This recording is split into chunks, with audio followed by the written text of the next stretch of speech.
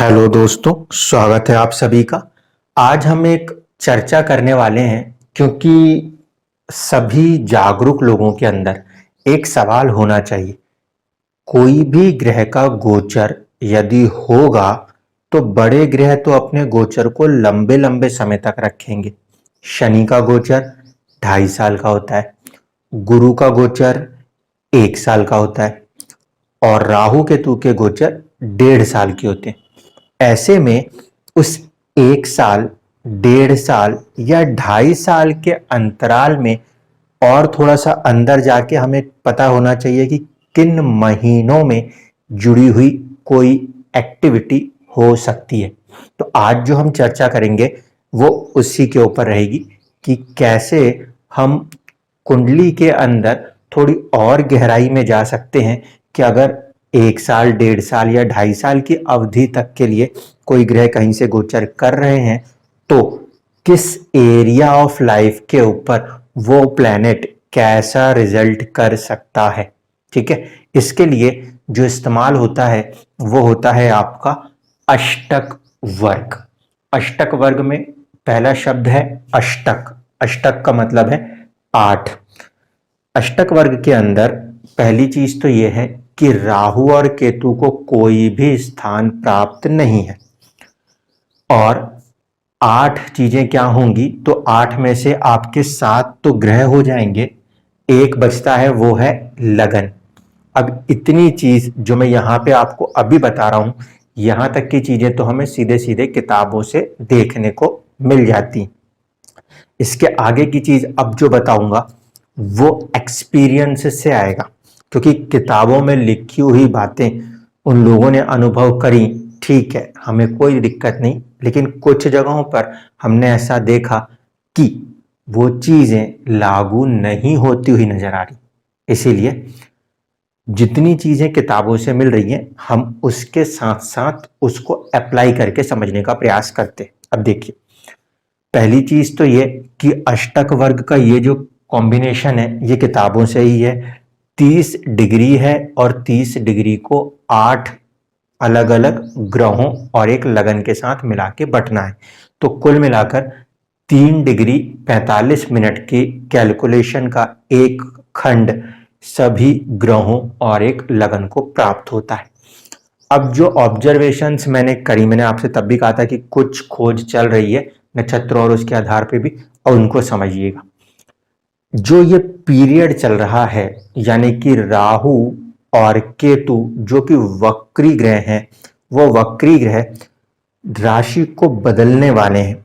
जब ये ग्रह राशि बदलने वाले हैं तो वक्री ग्रह कहां से कहां चलते हैं, राहु और केतु जो हैं वो अपोजिट चलते हैं, यानी कि इनकी जो मोशन है वो उल्टी दिशा में।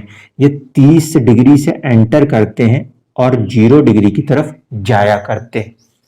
पिछले कुछ समय से बहुत सारे लोगों का एक ही प्रश्न बार बार उठ के आ रहा था, वो ये कि हमारी जो नौकरी है, हमारा जो प्रोफेशन है, अब उसके अंदर क्या होगा।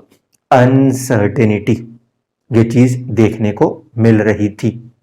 ठीक है, ये बात मैं आपको इसलिए समझा रहा हूं क्योंकि यहां से ग्रहों की दो कंटेक्स्ट, दो कंसेप्ट्स को मुझे कनेक्ट करना होगा। पहला तो ये कि जैसे मैंने आपसे कहा, राहु और केतु अब अप्रैल में राशि परिवर्तन करेंगे। राशि परिवर्तन करने का मतलब है कि अभी वो कहीं ना कहीं 3 डिग्री 45 मिनट से लेकर 0 डिग्री के बीच में, यानी कि शनि की कक्षा में, इसे जो हम बनाते हैं ये कहलाती है कक्षा, क्लासेस, इसके अंदर राहु और केतु विद्यमान है।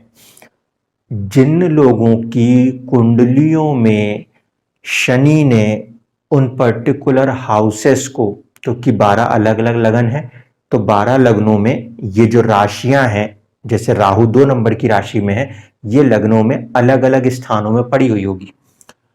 कुछ लोगों के पर्टिकुलर हाउसेस के अंदर शनि ने वहां पे अपने पॉइंट्स दिए हुए होंगे।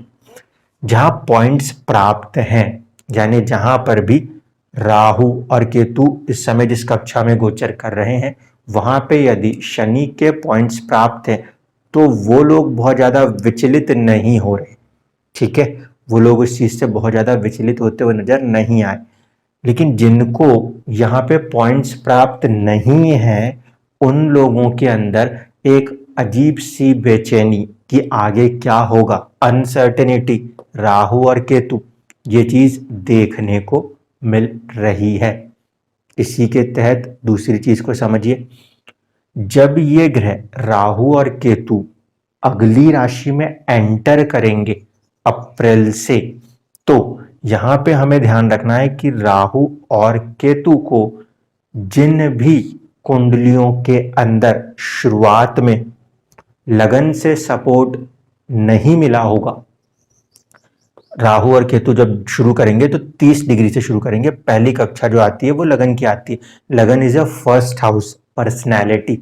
जिन भी कुंडलियों के पराष्टक वर्ग या भिन्नाष्टक वर्ग के अंदर आप देखोगे तो वहां पे यदि लगन ने किस भाव में, जहां भी आपकी कुंडली में 1 नंबर की राशि लिखी है या 7 नंबर की राशि लिखी है, क्योंकि अब ये 1 नंबर और ये 7 नंबर में जाने वाले, अगर आपके मेष राशि के अंदर आपके लगन ने बिंदु दिया है तो राहु का वहां पे एंटर होना आपके फिजिकल हेल्थ या फिर पर्सनैलिटी के अंदर पॉजिटिव चेंज की ओर इशारा करेगा। अगर नहीं दिया है तो थोड़ा सा अपने हेल्थ के लिए केयरफुल रहना होगा। क्यों? क्योंकि ये दोनों ग्रह किस नेचर के? मायावी नेचर के।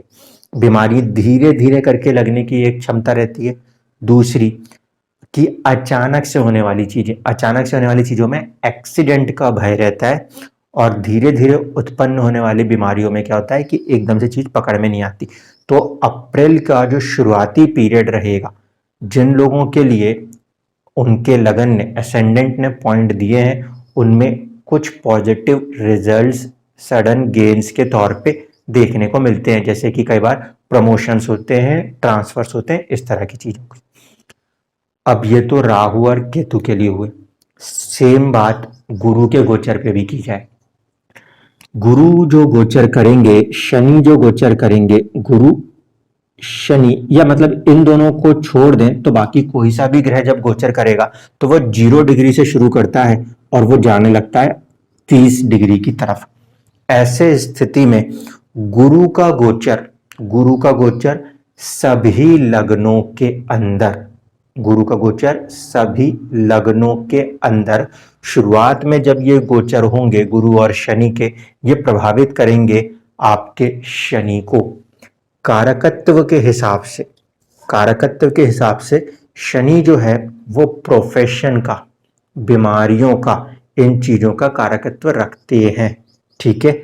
इस कारण से ध्यान रखिए, अगर अच्छे भाव में, अच्छे भाव से मतलब है 3, 6, 8 इन और 12, 3, 6, 8 और 12 इन भाव से हटके कहीं पर आपकी कुंडली में कौन सी राशि आती है, 12 नंबर की राशि आती हो या फिर 11 नंबर की राशि आती हो, इसको ध्यान दीजिएगा।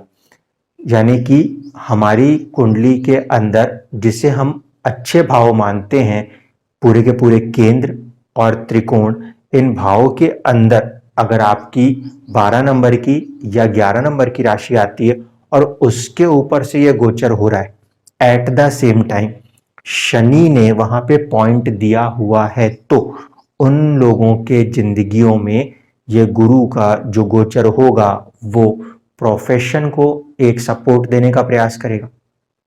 अब यहाँ पे एक बात समझने की है, छोटे बच्चे हैं या वृद्ध लोग हैं तो उनके केस में कहाँ प्रोफेशन की बात आएगी।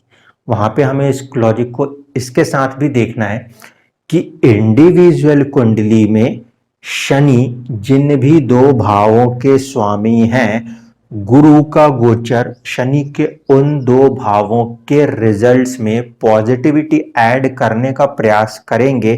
कंडीशन ये है कि शनि ने अपने भिन्नाष्टक वर्ग या पराष्टक वर्ग में वहां पे अपना पॉइंट दिया हो तब। अगर पॉइंट नहीं दिया है तो गुरु या शनि के गोचर उस पर्टिकुलर भाव, उस पर्टिकुलर राशि से जाने के बाद भी रिजल्ट्स नहीं कर पाते हैं। ठीक है, यही इंपॉर्टेंट है। अष्टक वर्ग और पराष्टक वर्ग का जो लॉजिक है वो यहाँ पे बहुत ज्यादा इंपॉर्टेंट काम करता है। तो शनि कारकत्व रखते हैं प्रोफेशन के, इस कारण से राहु और केतु अभी इनके ऊपर से गोचर होने के कारण बहुत सारे लोगों के मन में एक बेचैनी बनी हुई है। जब गुरु का गोचर होगा और अगर शनि ने वहां पॉइंट दिए होंगे तो प्रोफेशन के अंदर आप सक्सेस भी देखते हुए अपने आप को एक अच्छे सक्सेस के साथ पाएंगे। अगर पॉइंट्स नहीं दिए होंगे तो उस कंडीशन में कुछ लोगों को यहाँ पे चुनौतियों का सामना करना पड़ सकता है। दूसरी बात, हर एक कुंडली में जरूरी नहीं है कि शनि ही 10वें का या 11वें का मालिक हो। ठीक है, ये सिर्फ कारकत्व के बेस पर बात कर रहे हैं।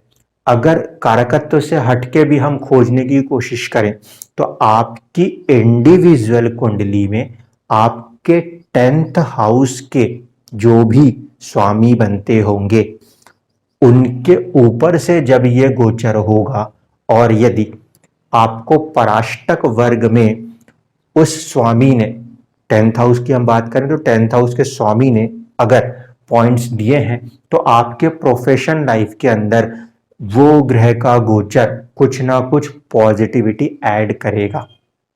अब इसी चीज को एक कुंडली के माध्यम से समझने का प्रयास करते हैं। मान लीजिए हम एक कुंडली को बनाते हैं, ये हम ले लेते हैं सपोज धनु लगन के लिए। कोई धनु लगन की कुंडली होगी, इसका मतलब है गुरु लगन के स्वामी है और सुख भाव के स्वामी है। यहाँ पे शनि की राशि आती है और यहाँ पे आपकी हो जाएगी 1 2 3 4 5 6 7 और ये 8। अब मैंने कहा कि गुरु का गोचर केंद्र की राशि से हो रहा है तो यहां से गुरु का गोचर होगा। ठीक है, अब गुरु के गोचर में यदि शनि ने इस पर्टिकुलर भाव के अंदर अपनी कक्षा में पॉइंट दिए हैं तो ऐसे में इन लोगों को धन की प्राप्ति होने का, साहस की प्राप्ति होने की एक अच्छी संभावना बनेगी। साथ ही साथ ये क्योंकि कारक है कर्म का तो कोई ना कोई प्रोफेशनल गेन, कुछ ना कुछ कर्म की भी संभावना बनेगी। अब यहाँ पे गुरु की एंट्री हुई, हो सकता है इन लोगों को पैसे और कुछ करेज मिल जाए। जब यही गुरु गोचर करते करते शुरुआत के गोचर में प्रोफेशन पे रिजल्ट नहीं देकर इन्होंने उठ के जब यहाँ पर आए उस समय भी हो सकता है कि फिर इनके 10th हाउस के लॉर्ड मरकरी के कक्षा से गोचर हो और बुध ने पोजीशन या पॉइंट दिया हो। ऐसे स्थिति में जब गुरु आखिरी के समय में, देखिए 3.45 डिग्री है तो आप इस हिसाब से लगा सकते हो 8 हिस्से हैं, पहला हिस्सा, दूसरा हिस्सा, तीसरा, चौथा, पांचवा, 5 हिस्से जो हैं एक साल भर के अगर हम खत्म कर दें तो 6वें और 7वें हिस्से में जाकर कहीं उन लोगों के साथ प्रोफेशनल राइज की संभावनाएं बनेंगी। कंडीशन वही कि पॉइंट दिया हुआ होगा तो, अन्यथा वो गोचर वहां से खाली भी चला जाया करता है। इस चीज को आपको ध्यान रखना है। इसी तरीके से जब शनि का गोचर होगा, शनि आगे आएंगे 3 नंबर की राशि, यहाँ पे जो तीसरा भाव है उसके अंदर 11 नंबर की राशि में आएंगे। तो जब यहाँ पे शनि आएंगे, ऐसे में अगर शनि ने खुद को पॉइंट्स दिए हैं तो भी शनि के ऊपर से होने वाला गोचर कर्म को भी बढ़ाएगा, आपके संचित धन को भी बढ़ाने का प्रयास करेगा। और जैसे जैसे आगे बढ़ते हुए जाएंगे वैसे वैसे ये चीजों को सपोर्ट करते, जब आखिरी में गुरु गोचर करते हुए निकलेंगे, ऐसे स्थिति में कई बार लोगों को या तो हेल्थ या फिर पर्सनैलिटी की राइज देखने को मिला करती है। तो ये है एक्चुअल कंसेप्ट आपके पराष्टक वर्ग का। वहां पे जब मैं आपसे कहता हूं कि सर्वाष्टक वर्ग को चेक कीजिए और पराष्टक वर्ग को चेक कीजिए, तो यहाँ पे ये जो मैं 4+ ऐसी चीजें लिखता हूँ, ये पॉइंट्स हैं, ये पॉइंट्स 8 तक जा सकते हैं, यानी कि 7 ग्रह और 1 लगन मिला के 8 या 8 पॉइंट दे सकते हैं। इन पॉइंट्स के अंदर वेरिएशन हमेशा चलता रहता है सेम लगन कुंडलियों में। यानी कि मान लीजिए 9 नंबर की ही कुंडली है, धनु लगन की ही कुंडली है, लेकिन सभी लोगों की कुंडली में सबको बराबर पॉइंट्स कभी नहीं मिलते।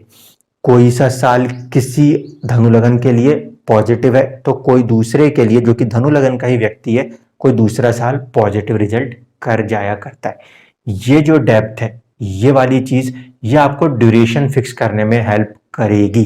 ठीक है कि जब हम अपने पराष्टक वर्ग में देख रहे हैं हमें पॉइंट मिला है तो जिस पीरियड में जिस मंथ में जाके जुपिटर उस कक्षा में होंगे जहां पे पॉइंट मिला है वैसे वैसे रिजल्ट्स हमें देखने को मिलेंगे।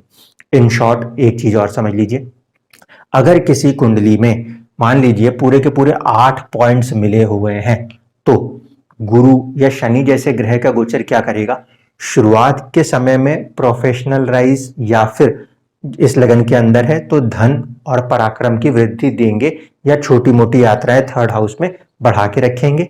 फिर गुरु अपने ऊपर से गोचर करते हुए दिखेंगे तो सुख संसाधनों की वृद्धि होती हुई नजर आएगी, हेल्थ के अंदर पॉजिटिविटी नजर आएगी। फिर ये गुरु मंगल के ऊपर से गोचर करते हैं, जब मंगल के ऊपर से गोचर करते हैं तो खर्चे बढ़े रहने की और एजुकेशन पढ़ाई संतान से जुड़ी हुई चीजों के ऊपर कुछ हो सकता है गुरु का गोचर इंपैक्ट कर रहा हो। इसके बाद जब ये सूर्य के ऊपर से जाएंगे तो ये किस्मत का सपोर्ट यहाँ पे या फादर का सपोर्ट कहीं ना कहीं आपको देखने को मिल रहा हो। इसी तरीके से जब ये शुक्र के ऊपर से गोचर करेंगे तो शुक्र में ध्यान रखिए लाभ के साथ साथ आपको हेल्थ का ध्यान देना है क्योंकि ये छठे के स्वामी है तो हो सकता है कि हम बीमार भी पड़ रहे हों और हमें लाभ भी हो रहे हों, दौड़ भाग की वजह से ये चीजें हो सकती। फिर बुध के ऊपर से जाएंगे तो व्यापार या फिर आपके स्टेटस के अंदर कुछ राइज आता हो। इसी तरीके से चंद्रमा के ऊपर से जाएंगे, चंद्रमा पे से जाएंगे तो ऐसे स्थिति में मन के अंदर एक विचलित करने वाले ख्याल या फिर आध्यात्म की तरफ रुझान बढ़ता हुआ नजर आता हो। आखिरी में फिर ये लगन की तरफ जाएंगे। लगन जो है वो अपने आप में एक तो फिजिकल हेल्थ है और दूसरा कहीं ना कहीं आपकी इंडिविजुअल पर्सनैलिटी है। अगर उसने सपोर्ट किया है तो हेल्थ में अच्छी रिकवरीज या फिर कुछ ना कुछ नया प्राप्ति जो कि आपके स्टेटस आपके पर्सनैलिटी को पॉजिटिविटी देता हो ऐसा देखने को मिला करता है। धन्यवाद।